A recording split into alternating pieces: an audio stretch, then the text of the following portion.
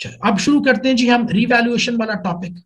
Revaluation में असल में क्या हो रहा है, हम एक वर्ड यूज करते हैं एप्रिशिएट। एप्रिशिएट जो है ये डेप्रिशिएट के ऑपोजिट है। डेप्रिसिएशन में क्या हो रहा था कि एसेट की वैल्यू कम हो रही थी और आप जो भी वैल्यू कम हो रही है उसको अपने लॉस के तौर पे, अपने एक्सपेंस के तौर पे लिखते थे। एप्रिशिएट में ये हो रहा है कि वैल्यू बढ़ रही है एसेट की, किसी टाइम पीरियड के साथ एसेट बढ़ गया। आमतौर पे प्रॉपर्टी की बात हो जाती है, आपने कोई घर खरीदा हुआ है, कोई दुकान खरीदी हुई है, कोई ऑफिस खरीदा हुआ है। जब लिया था तो ये 100K का था और ऊपर से 5 साल गुजर गए और आज ये 150K का हुआ है, तो इसकी कीमत बढ़ गई है। इसको हम कहते हैं एप्रिशिएटेड, एप्रिसिएशन इन वैल्यू। डेप्रिसिएशन कीमत नीचे गिरना, एप्रिसिएशन कीमत ऊपर जाना। और ये टॉपिक आता है रीवैल्यूएशन के अंदर। आईएफआरएस कहता है कि बिजनेसेस को, एंटिटीज को अपने जो सिग्निफिकेंट एसेट्स हैं उनको रेगुलरली रीवैल्यूएशन करनी चाहिए। क्यों करनी चाहिए? ताकि आप ट्रूथफुल रिपोर्टिंग करो ना, आप ट्रू रिपोर्टिंग करो। आप मुझे आके कहते हो कि सर ये एसेट मेरा 100K का है, ये बिल्डिंग, मैंने कहा यार ऐसी बिल्डिंग तो आज 100K की मिलती नहीं है। 100K की मिलती तुमने मुझे बैलेंस शीट पे ला के लिखते हो कि मेरी ये बिल्डिंग जो है ये 100K की है, मैं नहीं मानता। मार्केट में तो ऐसी बिल्डिंग 200K की भी नहीं मिलती, ये तो जरूरी कम से कम 300K की होनी चाहिए। तुम बोलोगे कि जी वो तो मैंने 15 साल पहले 100K की ली थी तो मैं इसलिए 100K लिख रहा हूं। ओ भाई 15 साल पहले ली थी ना, आज तो नहीं है। इसकी आज जो कीमत है मुझे वो बताओ। आप मुझे गलत क्यों बताते हो? आप मुझे 15 साल पुरानी इंफॉर्मेशन आज क्यों दे रहे हो? मुझे बताओ आज 2021 में इस बिल्डिंग की क्या कीमत है, तो जाओ इसकी रिवैल्यूएशन करो और फिर मुझे बताओ। अब देखो मैं आपको एक, अब होता क्या है कि एसेट की कीमत बढ़ गई। मिसाल के तौर पे एसेट जब लिया यहां पे तो 100 का था और कुछ टाइम पीरियड गुजरे, सॉरी 100 इधर नहीं लिखना चाहिए, जब एसेट लिया इधर तो 100 का था, 3-4 साल गुजरे और एसेट इधर आके 150K का हो गया है। एसेट बढ़ गया ना, पहले इतने का था अब इधर का आ गया, तो एसेट की प्राइस बढ़ गई है। ये जो रिवैल्यूएशन है ये अब मेरा गेन कहलाएगा। देखिए आपके पास जब एसेट की वैल्यू नीचे गिरती थी तो उसको हमने अपना एक्सपेंस माना था, उसको हमने अपना लॉस माना था। अब एसेट की वैल्यू ऊपर जा रही है, आप बैठे हुए हो, आप लोग शेयर होल्डर हो। अब यहाँ पे जैन है, फातिमा है, मनीष है, मैं आप लोगों का मैनेजर हूं। मैं आपके पास आया और मैंने कहा जी I have got a good news for you, एक अच्छी खबर है आपके लिए। जी क्या अच्छी खबर है? कि हमें $50,000 का गेन हो गया, हमें $50,000 का गेन हो गया। बोला कैसे हो गया? मैंने कहा यार हमारा एक एसेट था, एक बिल्डिंग थी जो कि 100,000 की थी, अभी वो बिल्डिंग 150,000 की हो गई। अच्छा इसको मैं गेन कहता हूं, प्रॉफिट नहीं कहूंगा। याद रखना दो लफ्ज हैं मुख्तलिफ, दोनों ही आपके फायदे के हैं, दोनों में ही आप कुछ ना कुछ कमा रहे हो, लेकिन फर्क है। प्रॉफिट जो होता है ना ये आपके ऑपरेशंस में से होता है, जो आप बिजनेस करते हो, जहां पे आप मेहनत कर रहे हो, कुछ खरीद रहे हो, बेच रहे हो, जो भी आपकी गुड्स एंड सर्विसेज प्रोड्यूस कर रहे हो, ऑपरेशन से जो कमा रहे हो उसको आप प्रॉफिट कहते हो।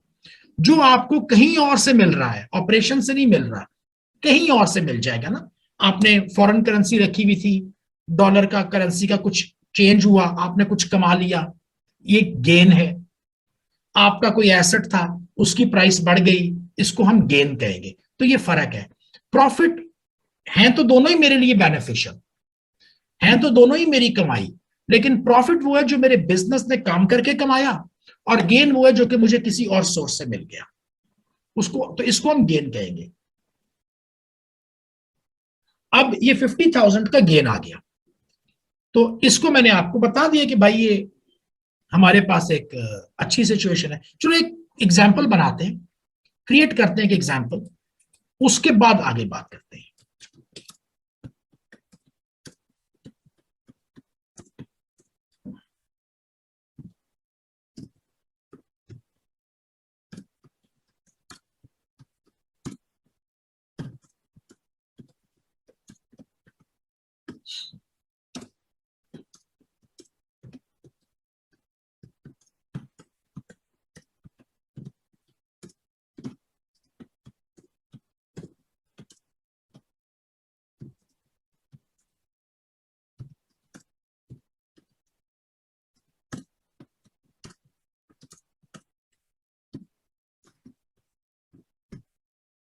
अच्छा पहले तो मैं ये आपको नजर आ रहा है ना?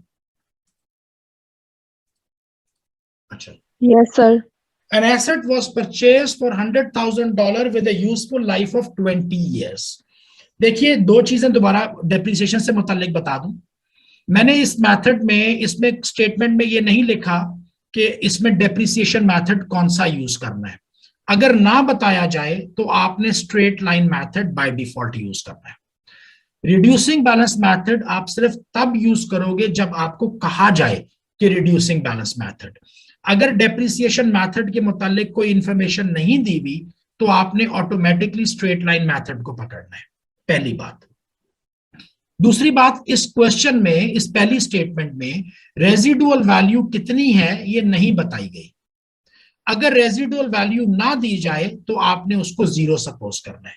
ये दो एजम्पशंस आप याद रख लीजिए कि अगर तो मुझे कहा जाए कि रेजिडुअल वैल्यू 10,000, 5,000, 20,000 फिर तो मैं मान लूंगा, लेकिन अगर मुझे रेजिडुअल वैल्यू के मुतालिक कोई इंफॉर्मेशन ना दी जाए तो मैंने उसको जीरो एज्यूम करना है, एक बात। डेप्रिसिएशन मेथड अगर मुझे ना दिया जाए तो मैंने स्ट्रेट लाइन मेथड इस्तेमाल करना है, दूसरी बात। तो आपने एक एसेट खरीदा जो कि $100,000 का था और उसकी लाइफ 20 ईयर्स थी, लाइफ बताई गई है 20 ईयर्स। फिर 7th ईयर के बिगिनिंग में, 7वें साल के शुरू में इस एसेट की वैल्यू हो गई 1,20,000। अब हमने करना क्या है, चार चीजें मुझे कैलकुलेट करनी है। एक, calculate the gain on revaluation, पहला। दूसरा करूंगा record the gain. Record the gain से मुराद ये कि इसकी डबल एंट्री बताओ। Calculate the depreciation.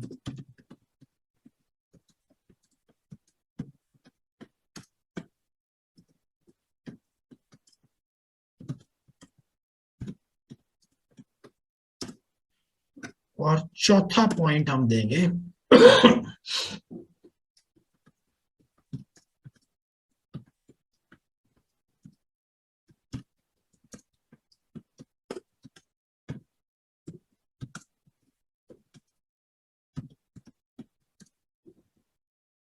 ये चार चीजें हमने कैलकुलेट करनी है जी।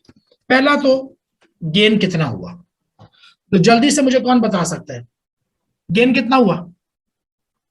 85,000। कितना? 85,000।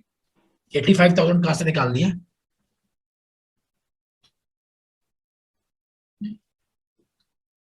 फातिमा कितना हुआ गेन?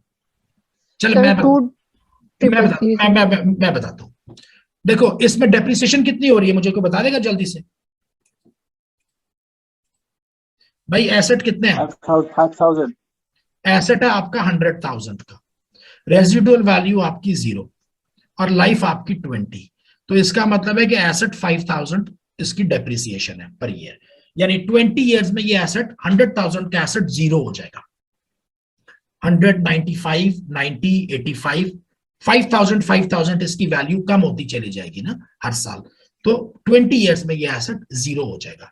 तो इस एसेट की जो डेप्रिसिएशन है, अगर मैं सिर्फ इस सेंटेंस को पढ़ूं तो मुझे नजर आता है कि इसकी डेप्रिसिएशन जो है वो 5,000 पर ईयर है। अब कितने साल गुजरे? रिवैल्यूएशन कब कर रहे हो? 7वें साल के शुरू में। आपके 6 साल गुजर गए, 6 साल गुजर गए तो फिर रिवैल्यूएशन की ना, तो 6 साल गुजरे, हर साल 5,000 की रिवैल्यूएशन की, तो इसका मतलब है कि सॉरी हर साल 5,000 की डेप्रिसिएशन की, तो छठे साल के आखिर में तुम्हारे पास एक्यूमुलेटेड डेप्रिसिएशन बन गई 30,000। ठीक है, 6th ईयर के एंड में, क्योंकि 5,000 5,000 5,000 5,000 6 साल डेप्रिसिएशन लगाई, एसेट की कॉस्ट कितनी थी? 100,000। 100,000 का एसेट है, 6 साल डेप्रिसिएशन कर रहा हूं, 6 साल में थर्ड, क्योंकि ये कहता है बिगिनिंग ऑफ 7th ईयर, अभी 7वां साल पूरा नहीं हुआ, 6 पूरे हो गए हैं, तो 30,000 डेप्रिसिएशन करके मेरे पास नेट बुक वैल्यू बन गई 70,000। अब ऐसा कोई एसेट जो तुम्हारी बैलेंस शीट में 70,000 का है, इसकी मार्केट प्राइस 120,000 हो, तो भाई फिर गेन कितना हो गया? बैलेंस शीट कहती है 70,000, मार्केट कहता है 1,20,000, 50,000 का गेन बन रहा है ना यार, नहीं? Yes sir. ओके, तो इसको मैं ऐसे लिख देता हूं दोबारा आपके लिए। ये पहले वाले को अब मुझे दोबारा रिपीट करना पड़ जाएगा, लेकिन मेरा ख्याल है कि मुझे लिख ही देना चाहिए। गेन इसमें मैं कहता हूं मेरी कॉस्ट कितनी थी जी? कॉस्ट मेरी इसमें 100,000 थी। मेरी एक्यूमुलेटेड डेप्रिसिएशन जो है वो 30,000 है, और नेट बुक वैल्यू जो है वो 70,000 है। तो 70,000 नेट बुक वैल्यू होने एसेट की, जो मार्केट वैल्यू है वो 100,000 है। तो फिर मेरे पास गेन ऑन रिवैल्यूएशन जो बनता है, सॉरी मार्केट वैल्यू 120,000 है, 50,000 मेरे पास गेन ऑन रिवैल्यूएशन बन रहा है। यहां तक अगर किसी को कोई मेरे से एतराज है तो बात कर ले अभी। गेन ऑन रिवैल्यूएशन 5,000 है, ये मेरी रिक्वायरमेंट नंबर 1 थी। पहली रिक्वायरमेंट में उसने कहा कि गेन बताओ। गेन कैसे बताओगे? एसेट को चेक करोगे कि जिस दिन रिवैल्यूएशन कर रहे हो उस दिन एसेट की नेट बुक वैल्यू कितनी है, balance sheet value. Balance sheet value ढूंढूंगा कॉस्ट माइनस एक्यूमुलेटेड डेप्रिसिएशन, ये मेरी बैलेंस शीट वैल्यू है रिवैल्यूएशन वाले दिन। इस दिन मेरी बैलेंस शीट में एसेट 70,000 का नजर आता है, मार्केट में 120,000 है, तो जो चेंज है 50,000 ये गेन है, इसको कहूंगा गेन ऑन रिवैल्यूएशन। अब क्वेश्चन नंबर पार्ट नंबर 2, इसको रिकॉर्ड करूंगा, इसको मुझे रिकॉर्ड करना है। रिकॉर्ड करने से मुराद है इसकी डबल एंट्री लगाऊंगा। अब गेन जाहिर सी बात है इनकम है तो क्रेडिट होता है, तो क्रेडिट रिवैल्यूएशन सरप्लस, अकाउंट का नाम जाएगा रिवैल्यूएशन सरप्लस। कितने से करूंगा? 50,000 से। 50,000 मेरा रिवैल्यूएशन सरप्लस हो गया। रिवैल्यूएशन सरप्लस इनकम है, गेन है, क्रेडिट होगा, बढ़ रहा है ना, इंक्रीज करेगा तो increase in income is credit. तो डेबिट में क्या लिखूंगा मनीष? एसेट को बढ़ाऊंगा ना, देखो यहां पर, अच्छा बात दफा बच्चा कहते हैं जी यहां पे नॉन करंट एसेट लिख दूंगा 50,000, ये गलत हो जाएगा, नॉन करंट एसेट नहीं लिखोगे। देखो ये एसेट ऐसे था, मैं तुम्हें अभी थोड़ा सा इसको टी अकाउंट से समझा दूं ताकि फिर तुम भूलो ना। ये नॉन करंट एसेट ओरिजिनली तुमने 100,000 का खरीदा, और इस एसेट के अगेंस्ट यहां पे एक्यूमुलेटेड डेप्रिसिएशन क्रेडिट हुई थी 30,000 की। अब जब तुमने 100 माइनस 30 किया, कॉस्ट माइनस एक्यूमुलेटेड डेप्रिसिएशन की, तो तुम्हारे पास 70,000 इसकी नेट बुक वैल्यू आ रही थी। अभी तुमने कितनी इसकी नेट बुक वैल्यू करनी है? तुमने 120,000 पे इसको लेकर आना है। अब 120,000 पे कैसे लेकर आओगे? अगर तुम कहते हो कि जी मैं 50,000 यहां पे लगा दूं, ये वाली डबल एंट्री कर दूं कि डेबिट नॉन करंट एसेट 50,000, तो भाई ये 120,000 पर तो आ जाएगा। 100 प्लस 50 150 माइनस 30 120 पर तो आ जाएगा। लेकिन ये बात गलत हो जाएगी क्योंकि तुमने एसेट को 1,50,000 का कह दिया। एसेट तो कभी 1,50,000 का हुआ ही नहीं। एसेट जब खरीदा था तब 100 का था और अब 120 का है। एसेट 150 का तो कभी हुआ ही नहीं, तो ये तो बात नहीं बनेगी। इसको यहां पर 150 नहीं, इसको 50,000 नहीं लगा सकते आप। एसेट जब लिया था तो 100 का था, आज जब लिया था तो 100 का था, आज 120 का है, तो आप इस पे सिर्फ 20,000 लगाओगे। अब अगर मैं इस पे 120 लगाऊं तो ये बन जाता है 120, जो कि बिल्कुल मुनासिब बात है। लेकिन जब मैं इसमें से एक्यूमुलेटेड डेप्रिसिएशन 30,000 की माइनस कराऊंगा तो नेट बुक वैल्यू बन जाएगी 90,000। मुझे तो 90,000 नहीं चाहिए ना। यानी ये तो ठीक हो गया, इतना मुझे समझ आ गया कि मुझे एसेट को मैक्सिमम 20,000 का डेबिट करना है, क्योंकि 100 तो मेरे लेजर में पड़ा ही हुआ है जो लिया था। अभी 20 ऊपर जाऊंगा तो 120 कर दूंगा। तो इसको जब मैं 120 पकड़ता हूं और फिर माइनस कराता हूं एक्यूमुलेटेड डेप्रिसिएशन, तो नेट बुक वैल्यू मेरे पास 90,000 बन जाती है। मुझे तो 90 नहीं चाहिए, मुझे तो 120 चाहिए। तो अब ये गड़बड़ बन गई। इसका सोल्यूशन क्या है? एक्यूमुलेटेड डेप्रिसिएशन को डेबिट कराओगे। क्यों करवाओगे अभी समझा दूंगा, और ऐसे समझा दूंगा कि सारी जिंदगी नहीं भूलेगा। तुम्हारी डबल एंट्री इसकी ऐसे बनेगी, यहां पे लिखोगे डेबिट एक्यूमुलेटेड डेप्रिसिएशन, ठीक है? कितना? 30,000। अब टी अकाउंट की दोनों आपकी डबल एंट्री की दोनों तरफ बराबर हो गई। Debit accumulated depreciation 30, debit non current asset 20, credit revaluation surplus 50। ये डबल एंट्री बिल्कुल करेक्ट हो गई। अब समझने की बात, गौर से सुनना। मैंने बोला कि एक्यूमुलेटेड डेप्रिसिएशन को रिवर्स कर दो। क्या कर दो? रिवर्स कर दो। दो चीजें हैं, पहली याद रख लेना, जहन में रट्टा लगा लो, याद रख लो। दूसरा लॉजिक भी दे दूंगा कि क्यों ऐसा करना है। देखिए, याद रखें, पहली बात याद रखने की, रट्टा लगाने वाली बात। जब कभी भी रिवैल्यूएशन करनी हो, जब कभी भी रिवैल्यूएशन करनी हो किसी एसेट की, तो उस एसेट के ऊपर जितना भी, उस एसेट के ऊपर जितना भी एक्यूमुलेटेड डेप्रिसिएशन पड़ा हुआ है जो कि क्रेडिट में होता है, उस सारे को रिवर्स करो। उसकी एक्यूमुलेटेड डेप्रिसिएशन खत्म कर दो। उस एसेट के ऊपर डेप्रिसिएशन ना रखो। As if the asset is born today. Asset को उठाओगे 120 में, उसके सामने डेप्रिसिएशन कोई नजर ना आए, डेप्रिसिएशन उसकी उड़ा दो कि इस एसेट के ऊपर डेप्रिसिएशन है ही नहीं। ऐसे कि ये एसेट मेरे पास आज नया आया है, इसकी पुरानी हिस्ट्री कोई है ही नहीं, इसका कोई पुराना एक्यूमुलेटेड डेप्रिसिएशन है ही नहीं, आज से शुरू कर रहा हूं। Asset is born today. ये तो याद रखने की बात हो गई कि यार जब भी रिवैल्यूएशन करनी है, जिस भी एसेट की रिवैल्यूएशन करनी है, उस एसेट के ऊपर अगर कोई एक्यूमुलेटेड डेप्रिसिएशन है जो कि हमेशा क्रेडिट तरफ होगी, उस सारे को डेबिट कर दो, रिवर्स कर दो, खत्म कर दो। ये लेजर बराबर कर दो। लेजर की दोनों तरफ बराबर हो जाए तो जीरो हो जाता है, इसको याद रखा। लेकिन ऐसा किया क्यों? देखिए, इसकी अब लॉजिक सुने। आपने कहा कि मेरा एसेट 100 का है, 100,000 का एसेट था। ये एसेट 5,000 पर ईयर वैल्यू को लूज कर रहा है।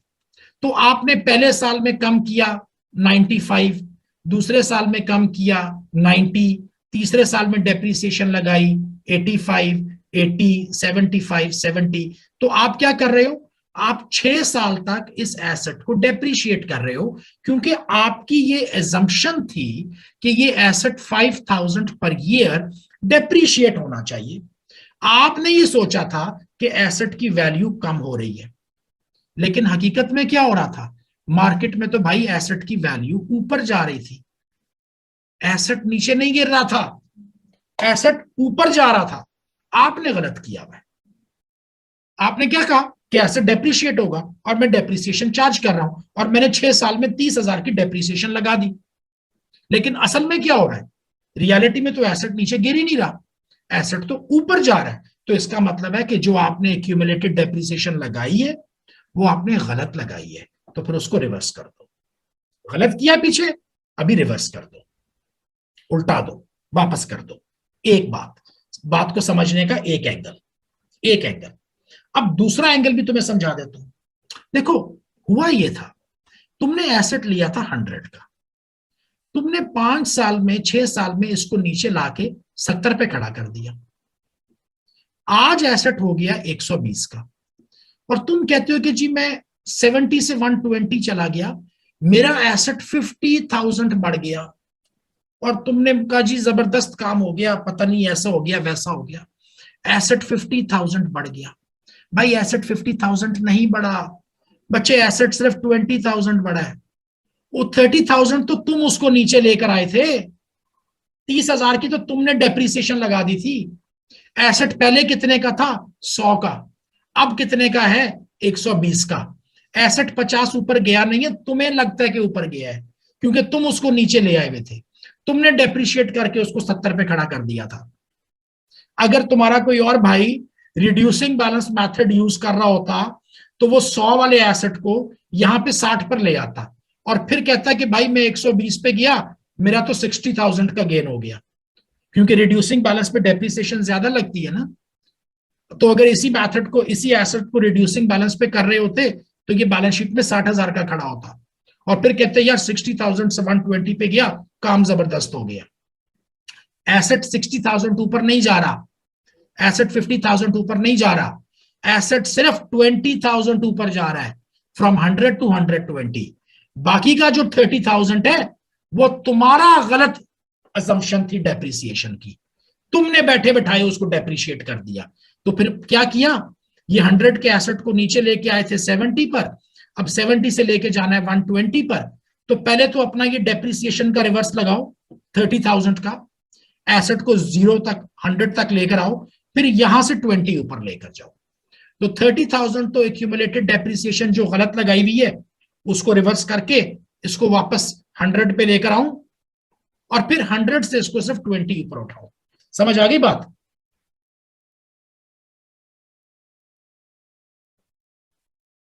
Yes sir. चलो ये हो गया जी हमारा दूसरी रिक्वायरमेंट। अब तीसरी रिक्वायरमेंट थी calculate the depreciation at the end of the 7th year. 7वें साल में डेप्रिसिएशन कितनी लगानी है? तो जाहिर सी बात है 7वें साल में मेरी अब नेट बुक वैल्यू जो है वो कितनी हो गई? 120,000। अब लाइफ कितनी रह गई है? देखो 6 साल तो गुजर गए, 1 2 3 4 5 6, पीछे पड़े हुए 14 साल। हमने एसेट की लाइफ चेंज नहीं की, सिर्फ और सिर्फ उसकी नेट बुक वैल्यू चेंज कर दी। अब की बार डेप्रिसिएशन कितनी आ जाएगी?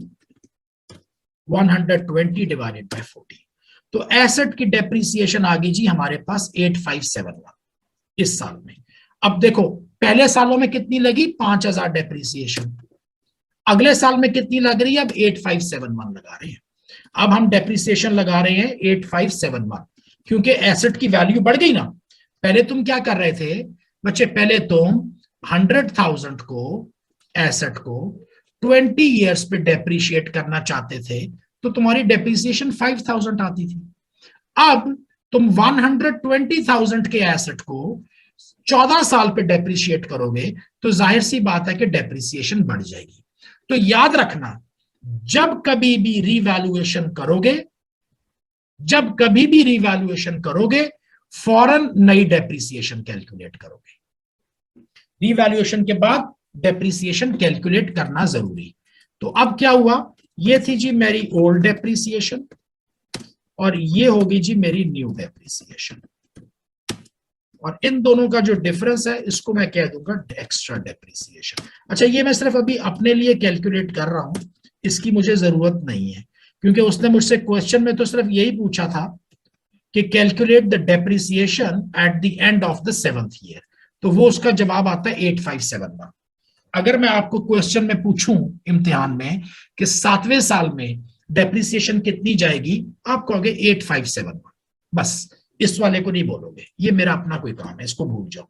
आपने 8571 बताना है। अगर बोलूं डबल एंट्री क्या होगी, बोलना debit depreciation expense 8571, credit accumulated depreciation 8571, बात खत्म। अब क्या हो रहा है देखो, यहां तक समझ आ गया? Yes sir. डेप्रिसिएशन होता है एक्सपेंस, एक्सपेंस जाता है इनकम स्टेटमेंट में। अब मैं आप लोगों के पास आया, आप लोग शेयर होल्डर हो, मैं हूं आपका मैनेजर, आप शेयर होल्डर मैं मैनेजर। मैंने आपसे बोला कि यार आप लोग शेयर होल्डर्स, मैं आपका मैनेजर, मैं आपके पास आया, मैंने बोला मनीष आई have got a good news for you. Manish ने बोला क्या न्यूज? मैंने कहा यार मनीष हमारे पास रिवैल्यूएशन गेन 50,000 का है, हमने $50,000 का गेन कर लिया। आपने बोला सर वो कहां से कर लिया?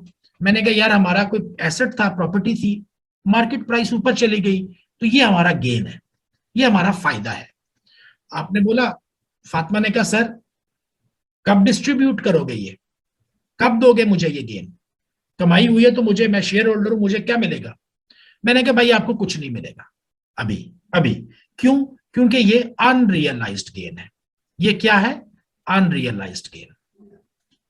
अनरियलाइज्ड गेन से मुराद है कि ये भी कैश में तो कन्वर्ट नहीं हुआ ना, ये तो हमारा ऑफिस का प्रेमिसेस था, बिल्डिंग थी, इसकी कीमत बढ़ गई है, मेरे हाथ में किसी ने 50,000 कैश तो नहीं दिया कि मैं आप लोगों को बांटना शुरू कर दूं। देखो ना, आप भी एक घर में रहते हो, आपके फादर ने ये घर आज से 10 साल पहले $1 लाख का लिया था, आज ये घर $2 लाख का है, तो उसका ये मतलब तो नहीं है कि आपके हाथ में $1 लाख एक्स्ट्रा कैश आ गए। वो तो भाई जब उस घर को बेचोगे तो वो पैसे मिलेंगे ना। तो मैं भी आपको यही समझा रहा हूं कि ये गेन तो हो गया है, लेकिन ये गेन अभी पेपर के ऊपर है, ये मेरी बैलेंस शीट पर है, ये मेरे हाथ में कैश नहीं है कि मैं लाके बांटना शुरू कर दूं कि जैन तुम ये पकड़ लो, फातिमा तुम ये पकड़ लो, नूर तुम ये पकड़ लो, मनीष ये पकड़ लो। मैं सिर्फ ये बता रहा हूं कि ये हमने एक गेन किया है, लेकिन अभी ये हमारे, इसको अनरियलाइज्ड होने की वजह से मैं आपको अभी ये बांट नहीं सकता, मैं अभी आपको ये दे नहीं सकता, क्योंकि ये कैश में कन्वर्ट नहीं हुआ। तो आपने बोला सर कब दोगे? मैंने कहा यार जब ये प्रॉपर्टी बेचेंगे तब आपको दे देंगे, हैं ये पैसे आपके। तो आपने कहा फिर इसको जल्दी से कहीं पे लिख दो ताकि भूल ना जाए। मैंने कहा कोई मसला नहीं है। मैंने स्टेटमेंट ऑफ फाइनेंशियल पोजीशन में जहां पे इक्विटी का सेक्शन होता है, इक्विटी वो हिस्सा है जो कि शेयर होल्डर्स को बिलोंग करता है, वहां पे ये 50,000 रिवैल्यूएशन सरप्लस के नाम पर लिख दिया हुआ है। यानी जो पैसे आपके को रिलेटेड है, बैलेंस शीट में एक सेक्शन होता है इक्विटी का जहां पे शेयर होल्डर्स की इन्वेस्टमेंट लिखी जाती है या शेयर होल्डर्स का शेयर लिखा जाता है, मैंने वहां पे लिख दिया है कि ये 50,000 का गेन है। तो परेशान ना होइए, जब कभी भी हम इसको बेचेंगे, जब कभी भी ये बिकेगा तो उस वक्त में आपको ये दे दिया जाएगा। आपने कहा जी ठीक है, अगर लिख लिया है तो कोई बात नहीं, हम इंतजार करते हैं। अब यहां तक तो हमारी बातचीत ठीक चल रही है। अब आपने मुझे बोला कि सर वो इनकम स्टेटमेंट दिखा दो। मैंने कहा जी दिखा देते हैं। हमारी इनकम स्टेटमेंट ऐसे थी, मिसाल के तौर पे भी एक ऐसे करके बना देते हैं ताकि 100,000 यहाँ पे कोई कॉस्ट पड़ी हुई थी, I don't know, 40,000 cost of sale, यहाँ पे ग्रॉस प्रॉफिट। अब मेरे साथ रहिएगा, मैं ये इसलिए लिख रहा हूं कि दिखा के तो फिर समझ अच्छे तरीके से आ जाती है। ये मैंने ग्रॉस प्रॉफिट रखा हुआ है, यहाँ पे मैंने एडमिन एक्सपेंस लिख दिया, यहाँ पे मैंने कोई डिस्ट्रीब्यूशन एक्सपेंस लिख दिया, यहाँ पर मैंने डेप्रिसिएशन एक्सपेंस लिख दिया। चले इसको 15,000 कर देते हैं, इसको भी ऐसे ही कर रहा हूं कि जरा नंबर सामने हो तो बंदा जरा अच्छे तरीके से कर लेता है।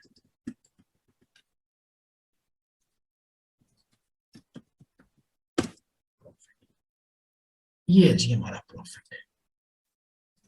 अच्छा, इसमें मैंने लिखा हुआ है जी पिछले साल, लास्ट ईयर ऐसे था। इस साल की इनकम स्टेटमेंट में अब मैंने क्या किया, यहां पे डेप्रिसिएशन 5,000 लिखता था, इस दफा डेप्रिसिएशन मैंने लिख दी 8,571। डेप्रिसिएशन बढ़ गई है ना। अब तो यस सर। अब मनीष ने बोला सर ये क्या हो गया, प्रॉफिट हमारा क्यों कम हो गया इस साल? मैंने कहा यार मनीष प्रॉफिट इसलिए कम हो गया है क्योंकि हमारी डेप्रिसिएशन बढ़ गई है। फिर मनीष ने कहा सर डेप्रिसिएशन क्यों बढ़ गई है? मैंने कहा यार डेप्रिसिएशन इसलिए बढ़ गई है कि हमने रिवैल्यूएशन कर ली है। अब यहां पे झगड़ा शुरू। मनीष ने बोला सर आप आए कमरे में, आपने बोला भाई आपके लिए अच्छी खबर है 50,000 का गेन है। हम तो सब लोग बहुत खुश हो गए कि 50,000 का गेन है। वो 50,000 का गेन आपसे मांगा तो आपने कहा जी मैं नहीं दे सकता। उल्टा यहां तो आप हमें कुछ दे ही नहीं रहे, बल्कि जो हमारा प्रॉफिट था वो भी कम हो गया है, क्योंकि ये प्रॉफिट जाता था बैलेंस शीट में और वहां से हम लेते थे अपना डिविडेंड। पिछले साल हमारा प्रॉफिट 15,000 था, हमने डिविडेंड ज्यादा उठा लिया। इस साल तो प्रॉफिट ही बहुत कम हो गया है, हमारा डिविडेंड भी कम हो गया है। तो ये जो आपने रिवैल्यूएशन की है, इसका हमें क्या फायदा? हमें तो कोई फायदा ही नहीं हुआ ना। बजाय इसके कि आप लाके कुछ हमें देते, आपने बल्कि हमारा जो प्रॉफिट है वो भी कम कर दिया और हमारा डिविडेंड भी कम हो गया। तो भाई ऐसी रिवैल्यूएशन तो हमें चाहिए ही नहीं। इस रिवैल्यूएशन का हमें क्या फायदा हुआ? रिवैल्यूएशन की वजह से वो जो 50,000 था वो तो आपने हमें दिया ही नहीं और बोला इंतजार करो। और ये जो मेरा प्रॉफिट आना था इसको भी आपने कम कर दिया एक्स्ट्रा डेप्रिसिएशन की वजह से। तो सर मुझे तो ये रिवैल्यूएशन सूट नहीं करती। समझ में आ रही है बात? फिर यस बताइए ना। सर। अभी हमारा हमारा झगड़ा किस अमाउंट का है? हमारा झगड़ा है जी, देखो इस अमाउंट का, ये इस अमाउंट का 3571, ये जो एक्स्ट्रा डेप्रिसिएशन है ना, इस अमाउंट का हमारा झगड़ा है। आपका प्रॉफिट कम हो गया 3571 से, क्योंकि 3571 मैंने एक्स्ट्रा डेप्रिसिएशन लगा दी, जिसकी वजह से आपका प्रॉफिट कम हो गया, आपके डिविडेंड कम हो गए और आपको ये बात अच्छी नहीं लगी। तो मैंने कहा यार मनीष, लड़ने की कोई जरूरत नहीं है, मसला ये 3571 का है, इसको मैं किसी ना किसी तरीके से हल अभी कर लेता हूं। चल तुझे बैलेंस शीट दिखाता हूं। बैलेंस शीट में क्या होता था? बैलेंस शीट में मेरे भाई यहां पे एक इक्विटी था सेक्शन, इक्विटी कहते हैं इसको। इक्विटी सेक्शन में तुम्हारे पास यहां पे शेयर कैपिटल था। अब थोड़ा सा बैलेंस शीट का मैं आपको एक्स्ट्रा आज समझा देता हूं, पूरा अभी भी नहीं समझाऊंगा, बैलेंस शीट आगे चल के ज्यादा डिटेल में बात करेंगे, जितने की जरूरत है उतना समझा दूंगा। यहां पे तुम्हारे पास कोई शेयर प्रीमियम का एक अकाउंट होता है। शेयर कैपिटल वो है जो तुमने इन्वेस्टमेंट की, तो तुम लोगों का शेयर कैपिटल 200,000 था। शेयर प्रीमियम वो होता है जब हम शेयर बेचते हैं, शेयर के ऊपर प्राइस लिखी हुई है 10, हमने बेचा 12, तो जब कभी आप एक्स्ट्रा शेयर महंगा करके बेचती है कंपनी कंपनी तो वो शेयर प्रीमियम में आ जाता है। इसके नीचे होता है जी रिटेन्ड अर्निंग्स। रिटेन्ड अर्निंग्स ये क्या है? ये इनकम स्टेटमेंट से ये पैसे इधर आते हैं। मिसाल के तौर पे ये इनकम स्टेटमेंट से इधर आएगा और डिविडेंड यहीं से दिया जाता है।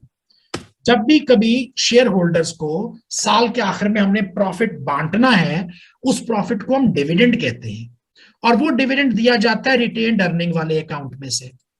और रिटेन्ड अर्निंग में पैसे आते हैं इनकम स्टेटमेंट से। इनकम स्टेटमेंट में जो कमाते हो वो रिटेन्ड अर्निंग में चला जाता है, फिर वहां से डिविडेंड के तौर पे बांट दिया जाता है। और इसके बाद यहां पे आता है रिजर्व, और इस रिजर्व में मैंने वो 50,000 रखा हुआ था। तो अब मैंने कहा कि भाई ये सब पैसे आप लोगों के हैं, ये सब पैसे आप लोगों के हैं। ये आपकी अपनी इन्वेस्टमेंट थी शेयर कैपिटल, ये आपका शेयर प्रीमियम था, ये रिजर्व्स हैं जो कि हमने वो रिवैल्यूएशन की ना, वो 50,000 मैं आपको जो नहीं दे रहा, लेकिन आपके नाम के नीचे तो लिख दिया। इक्विटी आपके पैसे हैं तो मैंने आपके नाम के अंदर लिख दिए, जब बिकेंगे आपको दे देंगे। और ये रिटेन्ड अर्निंग हो गई या इनकम स्टेटमेंट से। तो मनीष ने कहा सर ये रिटेन्ड अर्निंग बहुत कम हो गई ना, मुझे तो पैसे की अभी जरूरत है। मैं तो सोच रहा था आप वो 50,000 में से कुछ दोगे, आपने वो तो दिया नहीं, उल्टा ये 15,000 वाले में से भी कटौती करके 11,000 यहाँ पे रख दी है। अब मैं इसमें से डिविडेंड क्या लूं? ये तो बहुत कम हो गए पैसे। तो यहां पर आईएफआरएस आपको एक इजाजत देता है। आईएफआरएस कहता है कि पैसे तो शेयर होल्डर के ही है ना, यहां से उठा के इधर डाल दो।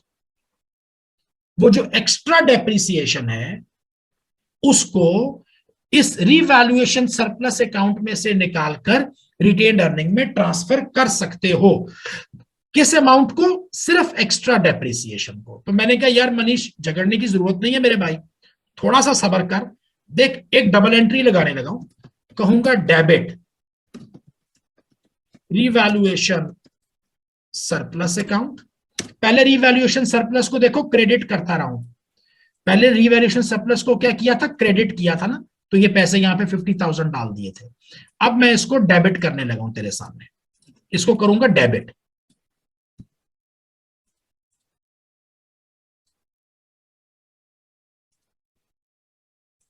डेबिट कर रहा हूं और क्रेडिट कर दूंगा रिटेन्ड अर्निंग को। किसको करूंगा? रिटेन्ड अर्निंग्स को। डेबिट रिवैल्यूएशन सरप्लस, ये डबल एंट्री याद रख लेना, डेबिट रिवैल्यूएशन सरप्लस और क्रेडिट रिटेन्ड अर्निंग। यानी और क्या अमाउंट रखूंगा, अमाउंट रखूंगा ये एक्स्ट्रा डेप्रिसिएशन की, जिसका हमारा झगड़ा है 3571।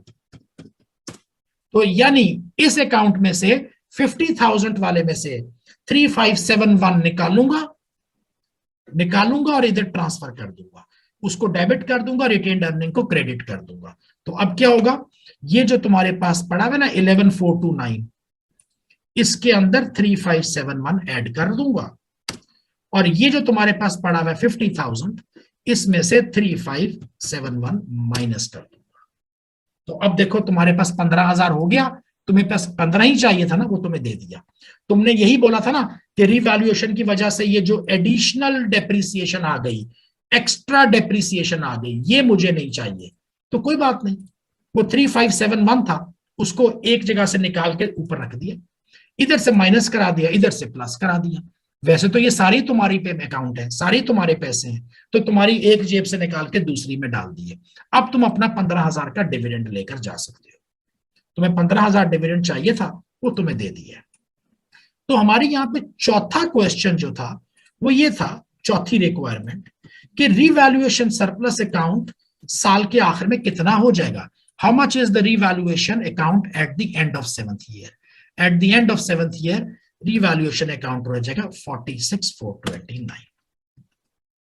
46,429 हो जाएगा जी, क्योंकि साल के शुरू में जब रिवैल्यूएशन की थी तो 50,000 हो गया था, फिर उस 50,000 में से एक्स्ट्रा डेप्रिसिएशन निकाल कर ट्रांसफर कर दी रिटेन्ड अर्निंग को, तो रिटेन्ड अर्निंग को बढ़ा दिया, इसको कम कर दिया। अब एक चीज गौर करो, ये करना जरूरी नहीं है। आईएफआरएस कहता है कि आप अगर चाहो तो ऐसा कर लो, यानी ये कंपनी की पॉलिसी है। कुछ कंपनीज इस एक्स्ट्रा डेप्रिसिएशन को ट्रांसफर करते हैं और कुछ कंपनीज ट्रांसफर नहीं करती, ये आपकी अपनी पॉलिसी है। आईएफआरएस कहता है चाहो तो ट्रांसफर कर लो, चाहो तो इसको ऐसे ही रहने दो। हमने ट्रांसफर करके देख दिया।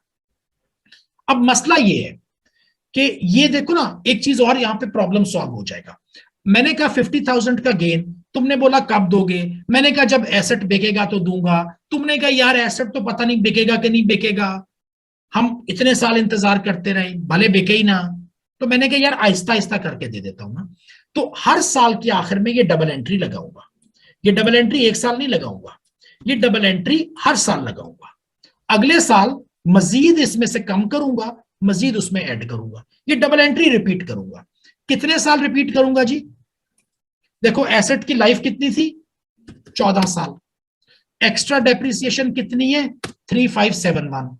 14 साल लाइफ रह गई थी ना एसेट की। तो हर साल 3571 14 साल तक ट्रांसफर करता चला जाऊंगा। तो ये देखो मल्टीप्लाई करूं तो कितनी अमाउंट बनती है, 499994। क्योंकि इसमें असल में ये 3571 नहीं है, ये 3571 से थोड़ा सा ज्यादा था, हमने कुछ राउंड ऑफ किया था। ये देखो ये 85 कितना था,